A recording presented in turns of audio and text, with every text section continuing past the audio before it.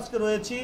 আমরা আপনাদেরকে ঘুরিয়ে ঘুরিয়ে দেখাবো আসলে বর্তমান যুগে এসে যে প্রিন্স মামুন মা বাবার জন্য অর্ধ কোটি টাকা খরচ করে যে বাড়িটি করেছে, বাড়িটি করে কিন্তু তিনি এই মুহূর্তে প্রশংসায় ভাসছে। এবং আরেকটি কথা না বললেই না, প্রিন্স মামুন কিন্তু এবার ঈদ মা বাবার সাথে উদযাপন করেছে। সেই অনুভূতিটা আমরা জানবো।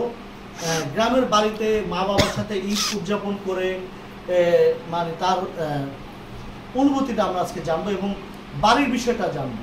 তো আমরা যদি একটু তার আগে আমরা যদি একটু ঘুরে দেখাই, একটু দেখান তো মামুনের বাড়ির যে কন্ডিশনটা, পিছনের সাইড কন্ডিশনটা একটু দেখান তো।